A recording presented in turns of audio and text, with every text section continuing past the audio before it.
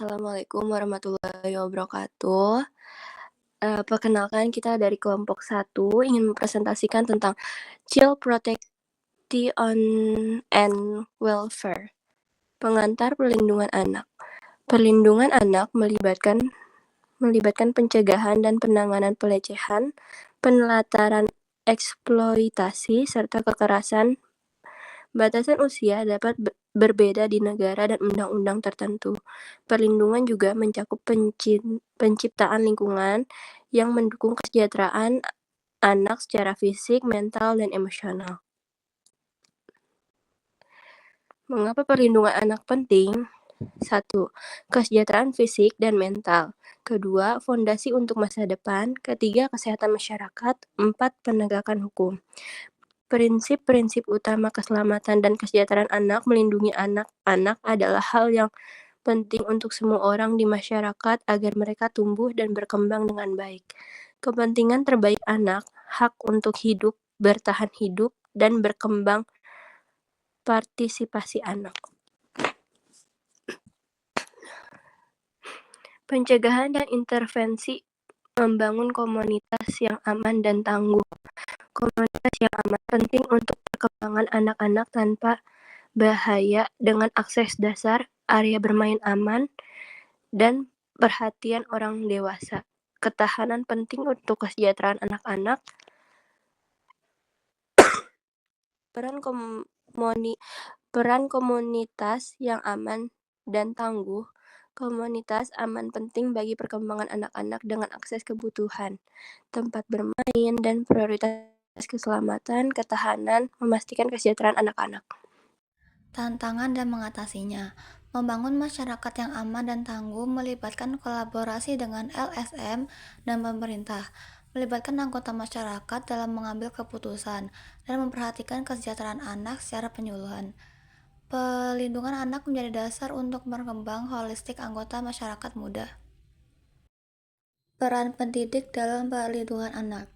Pemberdayaan melalui pengetahuan kesadaran untuk mencegah lingkungan aman, deteksi dini, dukungan, dan rujukan, menerapkan perlindungan anak di lingkungan pendidikan agar pendidikan dapat memainkan peran secara efektif dalam perlindungan anak. Strategi dan inisiatif tertentu dapat diterapkan. A. Kurikulum komprehensif. B. Saluran komunikasi terbuka. C. Pelatihan untuk pendidik. D. Protokol pelaporan yang ketat. E. Kolaborasi dengan lembaga eksternal. Inti dari intervensi dini. Dalam perlindungan anak, intervensi dini adalah istilah yang menandakan pendekatan proaktif untuk mengidentifikasikan dan menangani potensi masalah sebelum masalah tersebut meningkat atau menjadi pengakar. Intervensi dini dan layanan dukungan terkait tidak hanya melindungi anak tetapi juga mendukung keluarga yang berpotensi mencegah intervensi yang lebih intensif di kemudian hari. Ini dari intervensi dini. Pada intinya, intervensi dini adalah tentang mengidentifikasikan potensi resiko atau masalah yang muncul dan memberikan dukungan yang tepat untuk memitigasi resiko tersebut. Pendekatan ini bersifat preventif, tujuan untuk menghentikan munculnya permasalahan dan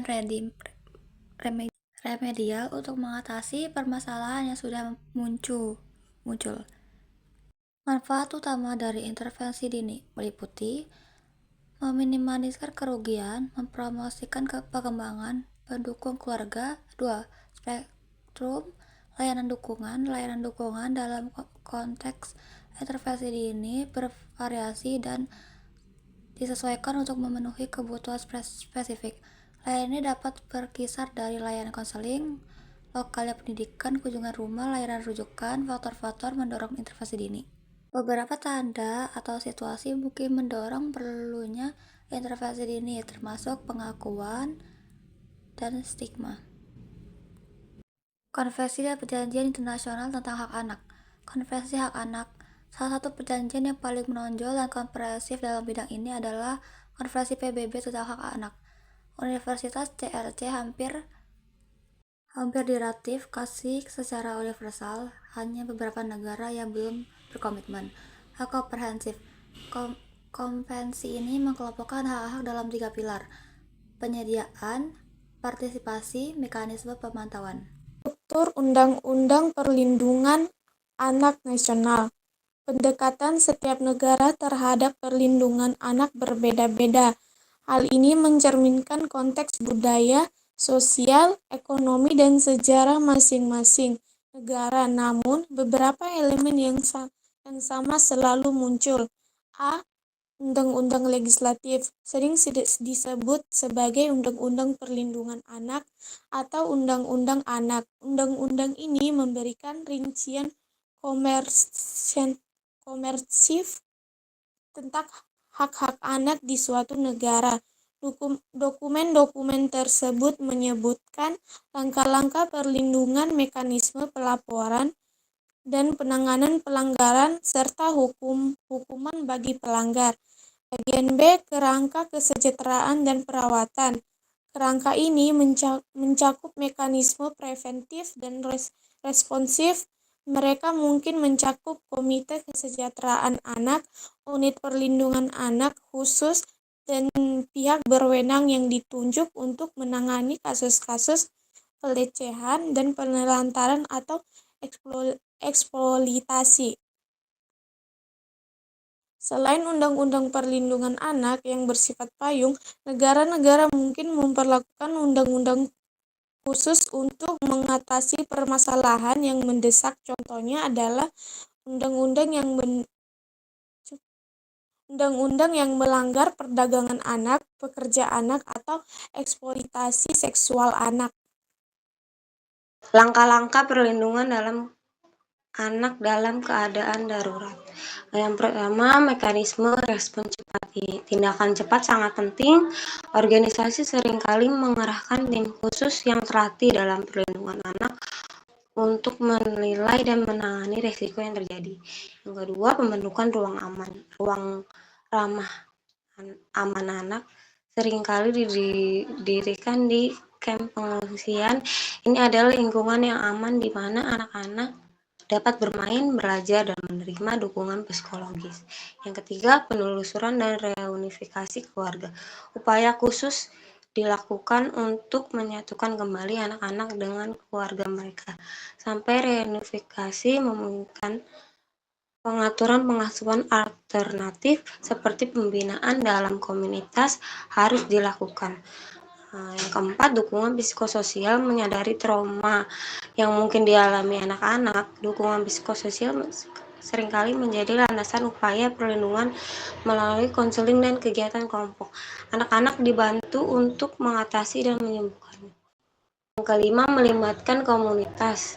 Komunitas memainkan peran penting dalam perlindungan anak, memberdayakan mereka dengan pengetahuan dan sumber daya sering kali menghasilkan lingkungan yang melindungi masyarakat akar rumput.